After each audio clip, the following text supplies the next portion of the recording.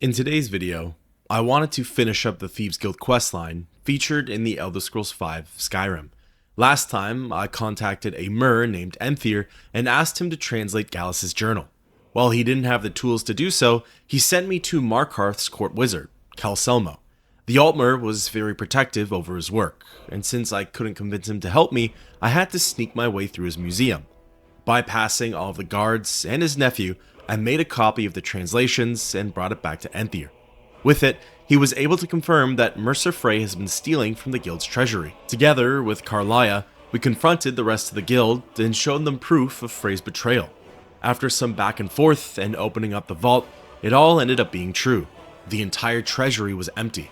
From there, Brynjolf tasked me with getting inside of Mercer Frey's home. Doing so involved releasing Frey's groundskeeper from his debt. For that, I had to find a very special item for Maven Blackbriar.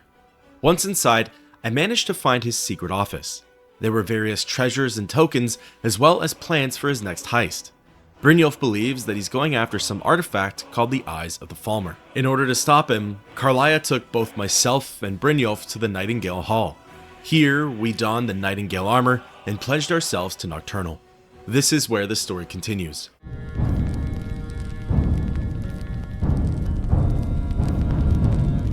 Before heading to the Dwemer ruins of Erkenthan, I wanted to gear up for the upcoming heist. This included items that buff my magicka, as well as consumables for the crawl. Most notable was a novice robe of destruction. Nothing too amazing, but a little something to help with offense. However, as you'll soon see, I probably needed much more than that. When ready, I popped open the map and traveled to the Windhelm Stables, the location that's closest to the Dwemer ruins. Getting there was really no problem at all. It was the dungeon's exterior though where things really started to crank up. Bandits were camped along the walls and the grounds of Erkenthan. While they weren't that tricky to deal with, it set the tone for things to come. Upon entering the ruins, I was met with a gruesome sight. A slaughtered group of bandits with their blood sprayed everywhere. At first, I thought this might have been Karliah and Brynjolf, but I soon learned that it was the obvious suspect. A little bit further down the line, I came across what I would deem the bane of my character, or at least one of them. With destruction magic alone, I had a really difficult time taking on the Dwarven spheres. They were pretty tough and dealt a lot of damage to me. Unfortunately, my magicka also ran out really quickly. It was like I could barely make an impact. After a lengthy match with the first one, I defeated it, continued onwards, and then got aggroed onto by 3 more. I never like to run from a fight. It's not really my style, especially in Skyrim. But for this area of Erkenthan, I thought it'd be in my best interest to just get out of there. Hightailing to the nearby platform, I pulled the lever and transported myself down to the Grand Cavern. Once there, I finally met up with Karliah and Brynjolf. They helped me take on my assailants, and after that was all said and done, it was time to make a game plan. Mercer's been here. I hope we aren't too late. Brynjolf and I found them like that. Mercer's doing. We have to catch up to him before it's too late. We should tread carefully. I wouldn't be surprised if he's left behind a few surprises for us. The eyes would go. From this point onward, I had both Brynjolf and Karliah at my back. Well, sort of, you'll see why in a bit. As soon as the 3 of us reached an overlook of the dungeon, Karliah spotted something in the distance. Wait a moment. What's that? It's Mercer. Look, down there. I'm on it, lass. Damn it, there's no way through. He's toying with us. He wants us to follow. Aye, lass, and we'll be ready for him. Let's keep moving. It's at this point in the dungeon where the enemy type starts to switch up. The bandits are gone and the Dwemer warbots are dwindling. Meanwhile, the Falmer are starting to appear. With the 3 of us all fighting in unison, nothing's really that much of an issue. Brynjolf battles with blades, Karliah dons her bow, and I'm doing what I can with destruction magic. However, the very next area is where things started to take a turn. The Falmer presence was stepped up. While I could 1v1 a snow elf and come out on top, the tides of battle would turn as soon as a second challenger stepped in. What's more, at this point, Karliah had completely vanished. I still have no clue where she went or if she just got stuck somewhere. She was just gone. We really needed her too, as there were so many archers in the area. Now, Brynjolf and I were light on range attacks, and there were less people to take the aggro off of me. The further into Erkenthan we got, the more Frey's power and strength would be revealed. Potentially, through the help of the skeleton key, he was able to knock down an entire Dwemer tower. This helped to cut off our trail and led the Nightingales on an all-new path. The next chamber, though, is when push truly came to shove. The Falmer numbers were even more beefed up. The Skulkers came out to play, and I just wasn't strong enough to take them on all by my lonesome. So, I decided to change my approach. In true Thieves Guild fashion, I decided to just sneak my way through the rest of the dungeon. It honestly went really well. I guess due to the nature of Erkenthan being a dark place, stealth was pretty easy. Along the way, I came across several dead Falmer. Their corpses essentially acted as a trail to Mercer Frey, no doubt the culprit for these deceased snow elves. The next zone I went into was the slave pens. Shortly into the trek, I came across a dead thief, no doubt tortured and killed by the Falmer. Regardless, he had a note in his inventory called Thief's Last Words. In it, he talks about the eyes of the Falmer. He and his companion have actually seen them. Hopefully this means that they're not too much further down the line. The next little section was a dark Falmer camp. Sneaking through it wasn't so difficult, as there were plenty of dark spots as well as walkways behind the tents. Again, I'm not much of a stealth guy in these games, but I actually had a lot of fun with this playstyle. It involves a little more thinking and has you planning out your next move. Usually I'm just turning off my brain and tanking my way through the enemy lines. This time though, I had to scan my surroundings, time my movements, and pick out my pathway ahead of time. After a lengthy crawl through the Falmer barracks, myself and Brynjolf soon arrived at the Erkenthan Sanctuary. He's here, and he hasn't seen us yet. Brynjolf, watch the door. Aye, lass. Nothing's get by me. Climb down that ledge. See if you can... Carlia, when will you learn you can't get the drop on me?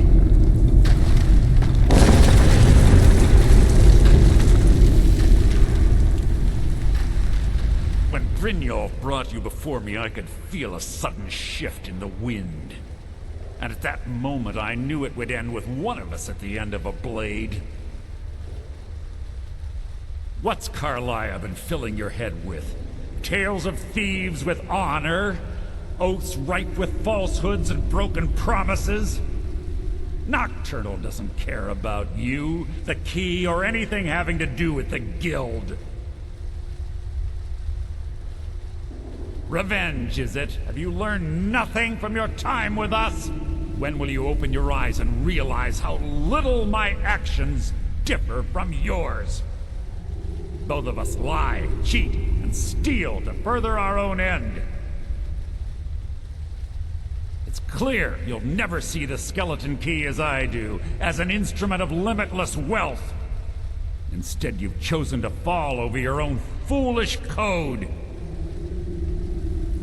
Then the die is cast, and once again my blade will taste Nightingale blood. As the conversation ends, the battle begins. Mercer Frey casts some sort of spell on Brynjolf. While he still has control over his mind and thoughts, he can't control his actions. He begins attacking Carlia, keeping her occupied for the entire fight. While they're battling on the upper platform, Frey and I have the rest of the area at our disposal. All things considered, the fight with Mercer wasn't that bad, probably because of the way I handled it. Frey didn't use any sort of range attacks. His main mechanic was turning invisible and getting in close for some melee combat. Fortunately, due to the way the chamber was structured, with its platforms and stairs, Mercer never laid a finger on me. He always insisted on taking the long way, and when it came time to approach me, his invisibility would go away. I'd let off a couple of spells, drop down from the platform, and reset on the other side. It worked like a charm. If I was smarter, I would have just used frost magic the entire time. This way, Frey's movement would have been slowed, and I could have just walked backwards, keeping the pressure on. Really, the only thing that held me back here was my total magicka. I could barely let off 3 ice bolts without it getting fully depleted. Then, on top of that, the regen was unfortunately incredibly slow. Finally though, after a lengthy matchup, I cast the last blow on Mercer Frey. The former guildmaster had some decent loot on his body, some enchanted gear, the skeleton key, and the left eye of the Falmer. However, there's no time to celebrate. As the chamber falls apart and the water levels are rising, Brynjolf tells the group that the door is blocked off from the other side. Carlia yells at me to find another way out. I searched and searched, but it was of no use. There were no other doors or tunnels. As the Nightingales swam around, preparing for the worst, a miracle happened. Part of the ceiling fell and revealed a small cave system. Climbing up to it and following the path, it ended up leading us out into Bronzewater Cave. Once we were free, I spoke with Carlia. I can't believe it's over. 25 years in exile, and just like that, it's done. All that remains is to ensure the safe return of the skeleton key. I'm afraid it's not that simple. When the skeleton key was stolen from the Twilight Sepulchre, our access to the inner sanctum was removed. The only way to bring it back will be through the Pilgrim's Path. It wasn't created for the Nightingales. It was created to test those who wish to serve Nocturnal in other ways. As a consequence, I have no knowledge of what you'll be facing. Brynjolf is needed back at the Thieves Guild to keep order while you're away. And I can't bear to face Nocturnal after my failure to protect the key. I'm afraid you'll have to face the end of your journey alone. Take this with you. I'm not certain if it will help within the walls of the Sepulchre, but I certainly don't need it as much as you. I've had this bow almost my entire life, and it's never let me down. I hope it brings you the same luck. You'd think that Carlia would be eager to redeem herself in the eyes of Nocturnal, but I guess not. As a little gift though, she did hand me the Nightingale bow. It freezes the target for 10 points, as well as shocks them for 5. With that, thus ends the quest, Blindsighted.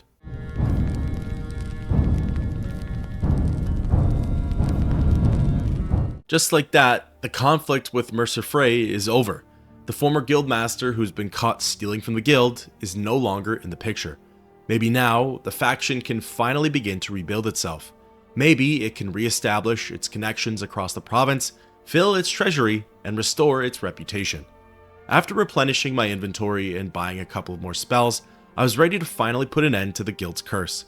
The Twilight Sepulchre is located west of Falkreath. In this episode of Firsts for Skyrim, I came across an interesting scenario. A group of NPCs were hanging out just off the road. They were dressed in Legionnaire gear. They didn't quite act the part though.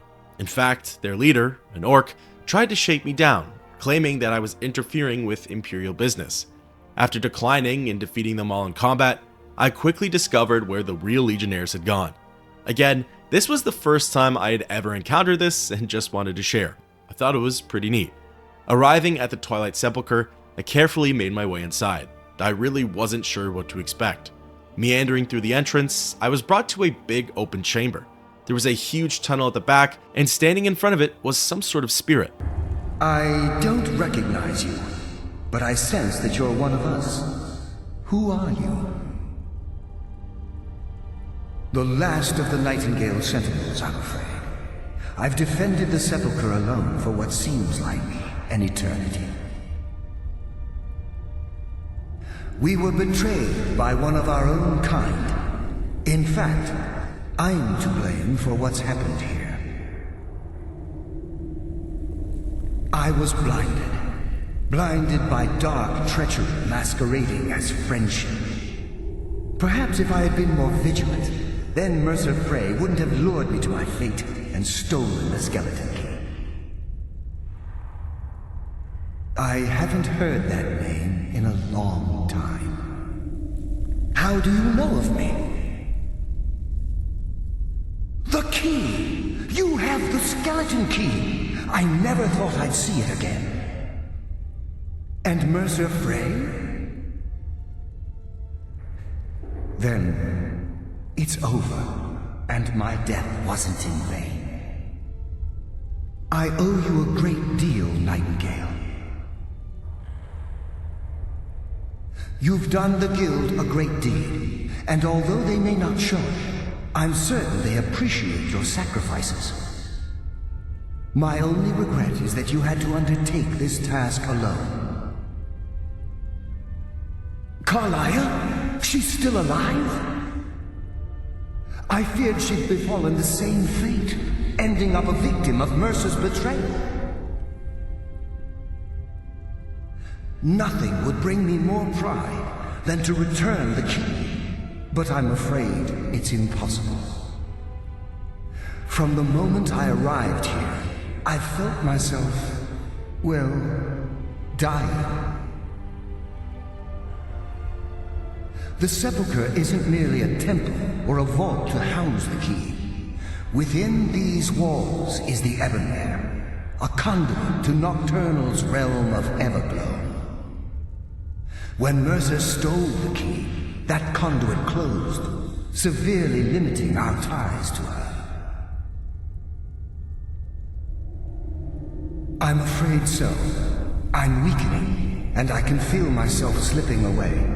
The years without restoration of my power have taken their toll. Whatever damage has been caused can only be corrected by following the pilgrim's path to the Ebonmere and replacing the key.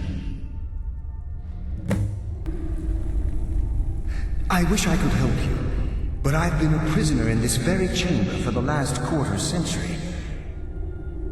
The only possible help I've come across are the remains of some poor fellow who is trying to follow in your footsteps. Perhaps his journal can help? It's neat that I got to meet Gallus, the former guildmaster. It's also a bit of a look into the future, as technically, when my character dies, this is what they'll be doing for the rest of eternity, or until the key is stolen again. Following Gallus's advice, I approached the corpse of the adventurer, Nystrom. Picking up his journal, he managed to receive some rather cryptic tidbits and information regarding the sepulchre and its puzzles. While it isn't really necessary to reference the journal, it does give you a little bit of insight on what's coming up. Shadows of their former selves, sentinels of the dark. They wander evermore and deal swift death to defilers. This is the first hint. It's a reference to the dark Nightingale sentinels that roam the halls. They're essentially the hostile guardians of the sepulchre. While they don't have a tremendous amount of health, they hit pretty hard, and their arrows are especially deadly. However, there are only 3 sentinels on the path. 2 are easy enough to sneak past, and while the third is a little more difficult, there are plenty of dark spots to rest in. Once that's over with, it's on to the next trial. Above all they stand, vigilance everlasting, beholden to the murk, yet contentious of the glow. While a little less specific, it makes sense as soon as you walk into the light. This area consists of a long, winding walkway. There are various platforms that the player needs to travel across. The catch is that you have to stick to the shadows. Stepping into the light will deal damage to your character. Honestly though, once you figure out the gimmick, it's not very hard to get past this chamber. When all is said and done, the next hint goes, offer what she desires most, but reject the material, for her greatest want is that which cannot be seen, felt, or carried. Admittedly, this one took me a little while to figure out. At first, I thought I had to leave some kind of offering by Nocturnal's feet. Then I thought I had to cast some sort of spell on the statue. Eventually, after reading the journal again, I knew I had to extinguish the flame. I just didn't know how. Then finally, I saw the chains by the braziers and kicked myself. Such a simple task, I just wasn't being that perceptive. Putting out the light, a pathway behind the statue was revealed. This led to a small corridor that was filled with traps. Nothing too difficult though, and soon I entered a new zone, the Inner Sanctum. After a bit more wandering, it was time for hint number 4. Direct and yet indirect. The path to salvation, a route of cunning with fortune betraying the foolish. I came across what seemed like a dead end. I was standing at the top of a long closed-off well. At the bottom, I could see the remains of an adventurer. Taking that leap of faith, I hopped down. The skeleton ended up being someone named Anders. Anders was actually Nystrom's partner, and reading Anders' message, it reveals what happened to the pair. Nystrom received all of the clues for the sepulchre, and together with Anders, they set off for the adventure. However, greed took a hold of Anders, and he murdered Nystrom before the expedition could even start. The lone wanderer made it this far, but he didn't have the means to continue onwards, aka the skeleton key, so he ended up starving to death. After some time of wandering around this empty circle, my character pulls out the Daedric artifact and opens up the hidden passage. This leads into the 5th and final hint. The journey is complete. The Empress's embrace awaits the fallen. Hesitate not if you wish to gift her your eternal devotion. Falling into another small chamber, I was brought over to the Ebonmere, the final resting place for the skeleton key. Interacting with the altar, my character was visited by the Daedric Prince herself, Nocturnal. My, what do we have here? It's been a number of years since I've set foot on your world, or perhaps it's been moments. one tends to lose track. So, once again, the key has been stolen, and a champion returns it to the sepulchre. Now that the Ebonmere has been restored, you stand before me awaiting your accolades. A pat on your head, a kiss on your cheek. What you fail to realize is your actions were expected and represent nothing more than the fulfillment of your agreement. Don't mistake my tone for displeasure. After all, you've obediently performed your duties to the letter. But we both know this has little to do with honor and oaths and loyalty. It's about the reward, the prize. Fear not. You'll have your trinkets, your desire for power, your hunger for wealth. I bid you to drink deeply from the Ebonmere mortal, for this is where the agent of Nocturnal is born. The oath has been struck, the die has been cast, and your fate awaits you in the Evergloam. Farewell, Nightingale. See to it the key stays this time, won't you? As Nocturnal vanishes, Carlia appears beside me. I'm glad you were able to bring the key back safely.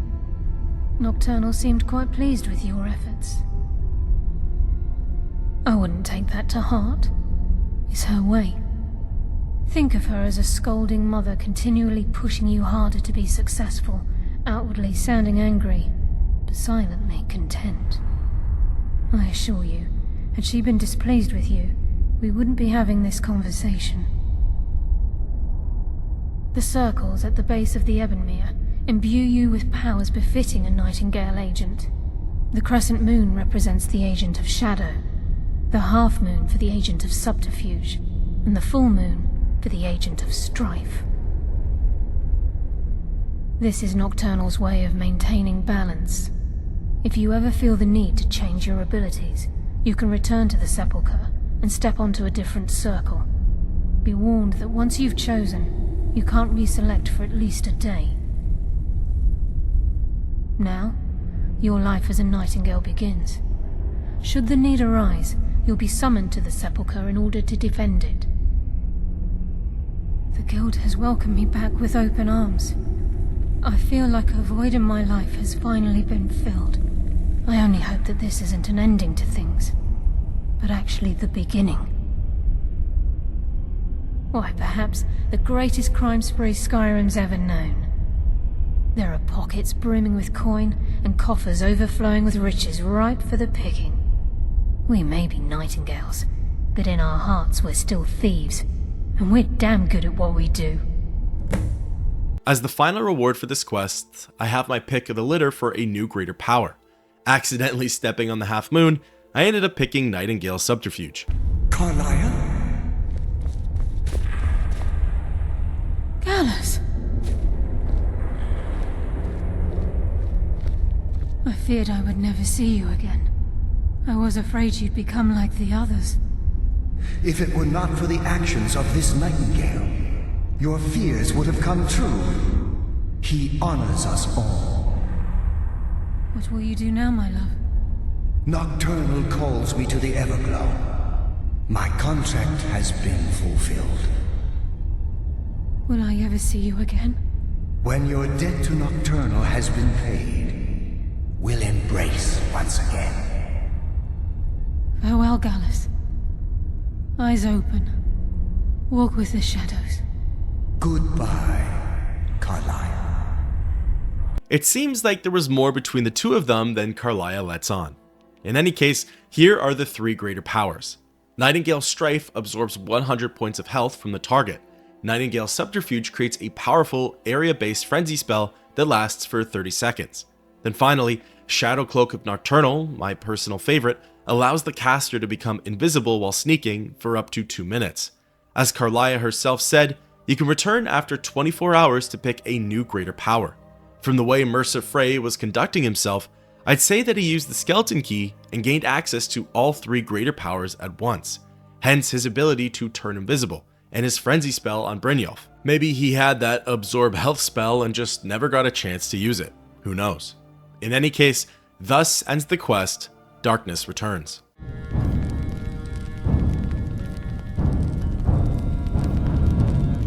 While the Nightingale saga is at an end and Mercer Frey has been defeated, there's still one final matter to take care of: assuming the role of Guildmaster. This isn't just given to the player, it actually has to be earned through hard work and time put into the faction. What's more, it also involves the Radiant quests that are given out by both Vex and Delvin. So you're essentially forced into completing these jobs, which is actually kind of nice. It makes them feel more meaningful and that they serve a greater purpose. Vex and Delvin offer a variety of quests. You can break into a house or store and steal specific items. You can alter business ledgers, pickpocket items, or frame civilians by planting evidence. There's actually quite a lot to do, and in my opinion, it's up there as the best quote-unquote post-game content we've seen in the Elder Scrolls, let alone Skyrim. What's more, there are also other non-Radiant quests that the player can embark on. The Litany of Larceny has you collecting items and bringing them to Delvin. These are collectibles that you find throughout the main questline. No Stone Unturned puts those unusual gems to use and has you rebuilding the crown of Baron Zaya.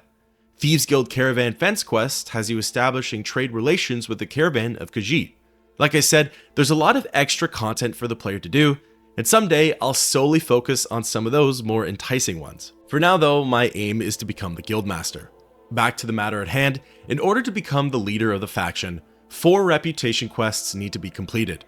These are initiated after the player has completed 5 Radiant quests in 4 of the major holds: Windhelm, Solitude, Whiterun, and Markarth. The catch with these Radiant quests though is that their locations are given out at random, so you might be in and out of Riften a bunch while seldomly stepping foot in Windhelm. In any case, the first reputation quest I got was Imitation Amnesty. This one had me venturing off to Whiterun and chatting with Ulfred Battleborn. You're here, and not a moment too soon. If anything should happen to Arn, there'll be hell to pay. A close friend of mine. We fought together on the battlefield for many years until old age got the better of us. Now it's up to me to save him one more time. This time from the executioner's block in Solitude. The city guard in Solitude is seeking Arn for a serious crime. When he fled here, he was arrested for drunken behavior. Can you imagine? Fortunately, his identity isn't known to the authorities in Whiterun, so there's still a chance to save him. Hold a moment. This is more than a simple prison break.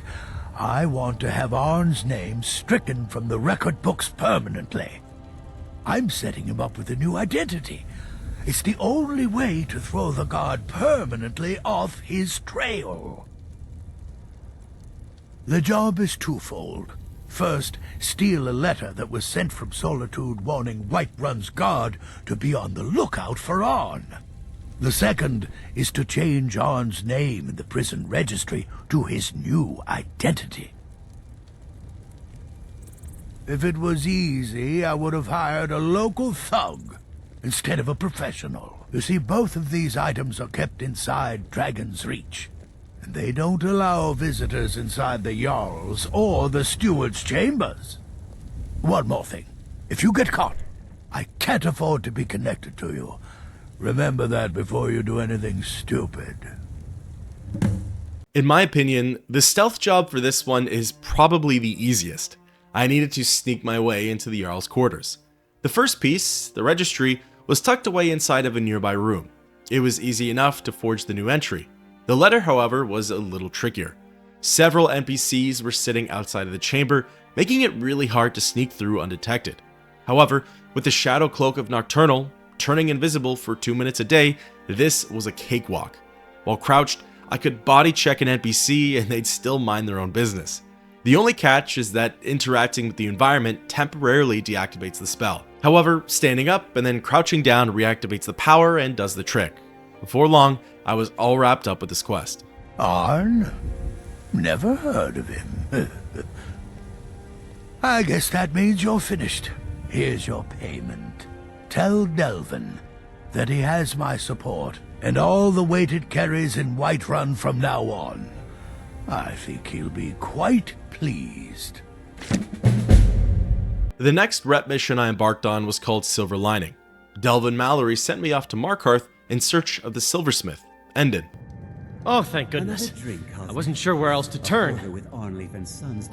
Several months ago, I ordered a special silver mold from some artisans in Valenwood by way of a Khajiit caravan. Well, it never arrived. Later, I found out that it was robbed by a group of bandits led by someone named Regal Strongarm. Look, I talked to the Jarl, the steward, the housecarl, everyone. They all told me their resources were spread too thin right now. Word on the street says that the Thieves Guild is coming back into its own in Markarth. So I figured... No, you aren't. Exactly. Look, this mold is irreplaceable. I'll pay you well for its return, and I can also prove to be quite a valuable ally to the Thieves Guild. Clever. Yes, indeed. Idiot. The only thing I can tell you is that the mold was taken to the bandits' hideout, a small cottage called Pine Watch. I'm not sure how many men they have inside, but I trust that won't be an issue for you. Shouldn't you be Good luck. me then, wife? This mission was probably the longest crawl of all four. Pine Watch was merely a front for Regal's stolen goods. The cottage was overseen by a man named Rorlak. Sneaking past him, I gained entrance to Strongarm's true domain, a series of tunnels and caves that ran underneath the cottage and into the earth. She had groups of bandits patrolling the halls and chambers. Shadowcloak of Nocturnal could only take me so far. For the rest of the way, I had to stick to the shadows and advance when the time was right. My only problem area was towards the end, the tavern portion of the dungeon, so to speak. All of the bandits here were looking out at the worst possible areas. Every pathway was covered, and the fire easily gave my position away. There was no way to move without being seen, so for this one, I simply stood my ground and fought. It's kind of nice to get back into the heat of the moment. As for Regal Strongarm, she was sleeping in her own personal quarters. So I decided to just leave her be, pickpocket the key, and then move on. This unlocked the next door, which was secured by a master lock. From there, I followed the path, avoided some traps, and ended up in the treasury. Here, I recovered Endon's silver mold and got my hands on some other valuable items. Quest item in hand, I snuck back out of the dungeon and returned to Markarth. You've more than proven that the Thieves Guild is back on its feet in our city, and earned every bit of your reward. Tell Delvin that he can count on me to provide the influence around here with the right people when he needs it. If you're ever looking to sell any illegally obtained merchandise, I'd also provide my services as a fence. It's the least I can do. The next rep quest, Somerset Shadows, was in my opinion the second easiest of the four. Being directed to Windhelm, I traveled over and met with Torsten Krulsey. My daughter Fiotli. She was murdered a few months ago. Left her laying on the ground in a pool of her own blood. I assumed they were after her valuables. She always wore far too much jewelry in public. When I told her it'd be the death of her, I never thought. No need to explain. I'm well aware of your guild's methods. Took me weeks, but I finally tracked down to kill her. A bloody Altmer at that. Can you imagine? Let's just say I'm a firm believer in an eye for an eye and leave it at that. He fancied himself a thief in some sort of new guild forming around here. Gave me some valuable information before... well, you know. Well, like I told Delvin, I think we can help each other. You recover what I'm looking for, and take out a rival guild in the process. Exactly. One of the pieces stolen from her was a silver locket. A Krulsey family heirloom. I want it back. The only name I have is Naranya. Has a house right here in Windhelm. That's where you should begin looking. Should have been in a... Naranya was actually a vendor in the city, so locating her took no time at all. Trying to call the Dark Brotherhood. Yes, can I help you with something? Did you use my good hammer? Fiotli. Fiotli. Where have I heard that name? Oh, of course, the poor girl who was murdered. Such a beautiful young thing. Tragedy, to be certain. How dare you! You're accusing me of taking part in such a heinous act? I should have you arrested for even suggesting such a thing. Now, just a moment. Let's think about this, discuss it like two rational people. Look, I had no choice. They're crazy. I could be killed. It's a guild of Ultima Thieves. They call themselves the Somerset Shadows. Their leader, Linway, he's the worst of the lot. He steals valuables from the dead. No, Linway prefers stealing from the deceased. Digs up the corpses, breaks into the Hall of the Dead. He even stole that locket right off that poor murdered girl's body. Or what was left of it.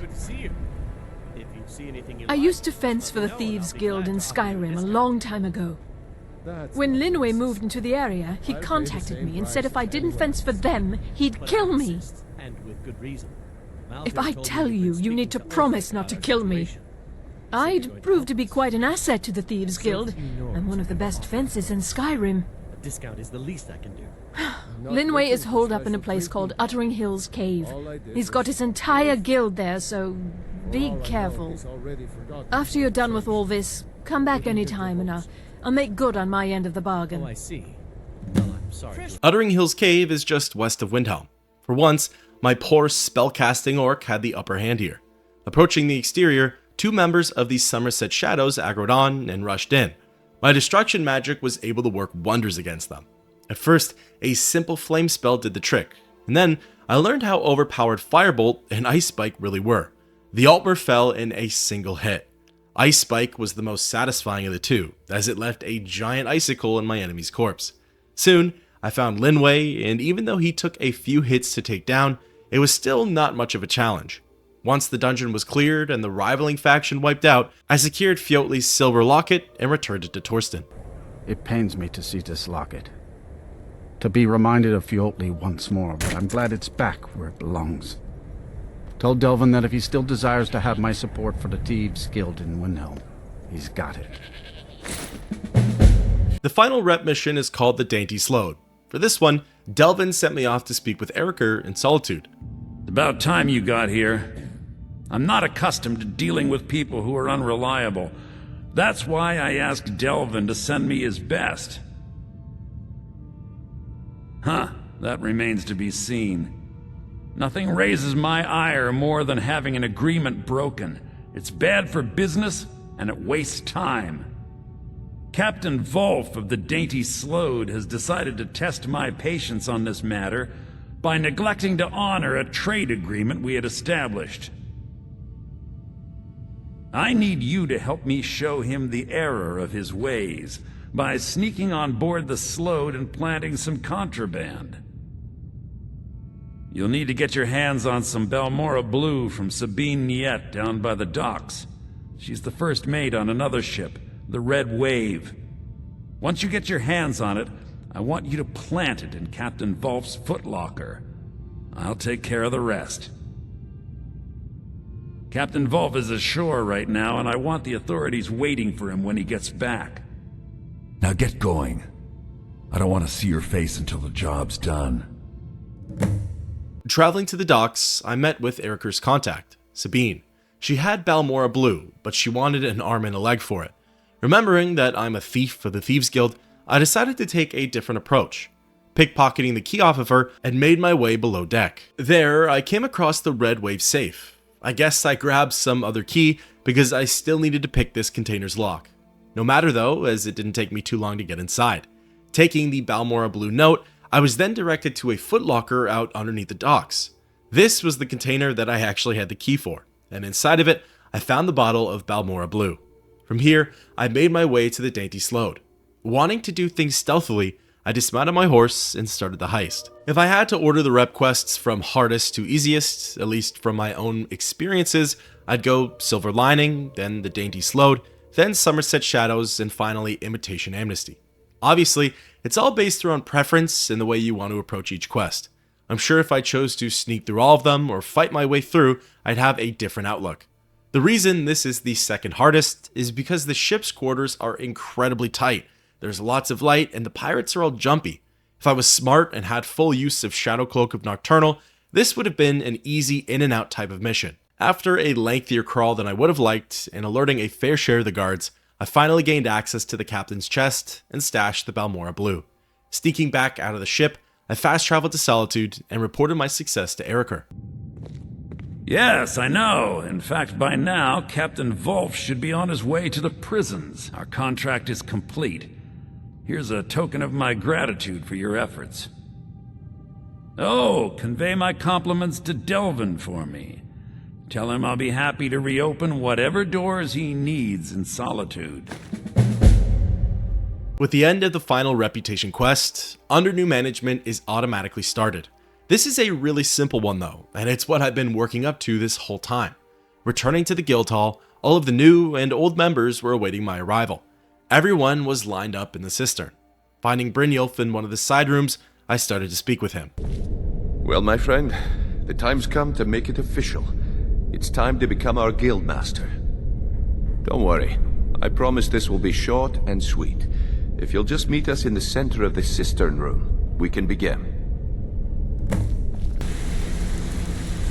Look, I've never been good at these things, so I'm just gonna keep it short. Being guild master means more than just getting a cut of all the loot. It's about being a leader and keeping this rabble in order.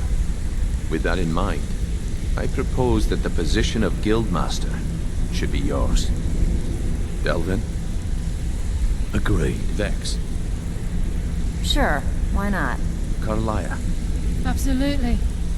Everyone is in agreement. So all I can do now is name you Guildmaster. I wish you good fortune and long life. Now everyone, get back to work. So, You need anything at all, don't hesitate to ask. Well, that's it. Sorry if it isn't the ceremony you were hoping for, but we're not exactly known for throwing our coin around. After we're done, head over to Tanelia, and she'll set you up with your Guildmaster armor. Oh, and one last thing. Here, I want you to take this. It's sort of a tradition around here. I'm now officially the Guildmaster of the Thieves Guild. With it comes a bunch of perks. For starters, I get the tribute chest key, meaning I can take my weekly share of the faction's revenue. I also receive the Amulet of Articulation. Its effect is that persuasion checks and dialogue will almost always succeed, and my speechcraft is improved by 20%. Finally, I have access to all new armor. The Guildmaster's armor increases my carrying capacity by 50 points. The boots give me a 35% buff to my pickpocket skill, the gloves give me a 35% buff to my lockpicking skill, and the hood increases my bartering skill by 20%. With that, thus ends the quest under new management, and that officially wraps up the main story of Skyrim's Thieves Guild.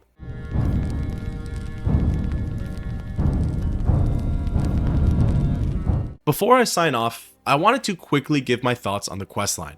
I actually really enjoyed it. I genuinely don't have much bad to say about it, nor do I have many criticisms. It wasn't perfect, but I thought it was very well done. Only at one point was I wishing for it to be over, but that's probably a universal experience for under new management. In the beginning, when you're just trying to rack up as many Radiant quests as possible, the job site doesn't quite matter. However, once you're 20 quests in and still missing Solitude and Windhelm's rep quests, it can be a little frustrating. I will say though, it's probably the most rewarding and accurate method of becoming the Guildmaster. I feel like I earned it. I put in the time and effort for the guild. I helped to restore its status, I helped in restoring the Ragged Flagon, and no one else wanted to lead, making me the runner-up. The only thing, and it is my fault, is that I left this quest for the end. After defeating Mercer Frey and restoring the Ebonmere, I went back to pickpocketing merchants and stealing from the middle class. Mentally, it felt like a setback, or rather I should have been doing these quests along with the main story. Again, not really the game's fault, just more so how I approach things. This leads me into my next point though, about how the Nightingale plot stole the show in the end. What started out as simple thievery turned into a whole story regarding Nocturnal, her servants, betrayal, etc. It steered away from the guild's needs and turned more into a Daedric Shrine quest. To me, it was fine. It added a new layer of storytelling and kept the plot fresh.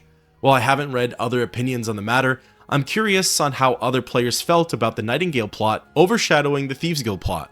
Obviously, they're one and the same, but I wonder if players wanted more from the Thieves Guild and less from the Nightingales. Like I mentioned in the beginning of the series, I had only ever played through this questline once. I don't remember much about it, other than maybe some of the Nightingale stuff. I'm not much for sneaking in these games, so anything stealth-based usually gets me letting off a sigh.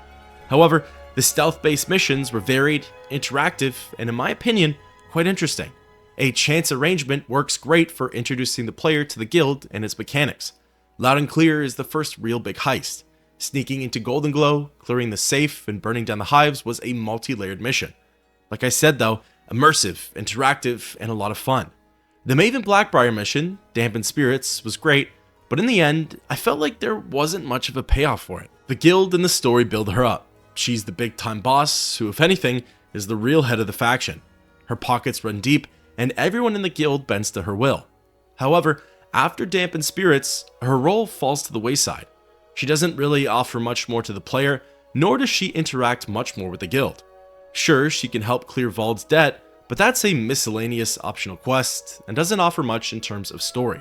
While I understand her mission is supposed to symbolize the guild's independence and wealth, I would have liked to have seen her play a part in at least one more quest, perhaps Blindsighted or Darkness Returns. Moving along, I could sense Mercer Frey's betrayal from a mile away. Maybe I had some long lost memory about it, but just in the way he treated the player and interacted with everyone else, the breadcrumbs were so visible. The final battle with him was done very well though. A showdown between the player and Frey, no escape, one survivor. I also really liked Carlia's character. She wasn't the stereotypical jerk outcast. She didn't expect me to repay her for saving my life. While at times she put on this tough act, she was also really in touch with her emotional side, giving her character a lot more depth. The final thing I wanted to touch on, and is something I'm really glad Skyrim drew attention to, is the Skeleton Key. This Daedric artifact, at least to me, has always been up there as the most overpowered. At least with how it worked in Oblivion, you never needed to worry about picking a lock ever again. The lock picking skill becomes null and void, and any container or door is now accessible, unless of course it needs a specific key. It's such a universal tool as well, as pretty much any build can benefit from it. I've always thought that it deserves more attention than it ended up receiving. I'm glad that Skyrim called it out for the overpowered artifact that it is. Albeit, they did give it a new power, which was rather interesting. But regardless, the original premise was still there. I'm sad to see that it's not an artifact the player can hang on to forever. You can, in theory, just never complete Darkness Returns and use the key as it is. But for the completionists out there, I can imagine that won't go over so well. Thank you everyone so much for watching. Members, I really appreciate all of your support. If you enjoyed the video, don't forget to leave a like and subscribe. Until next time, keep on adventuring.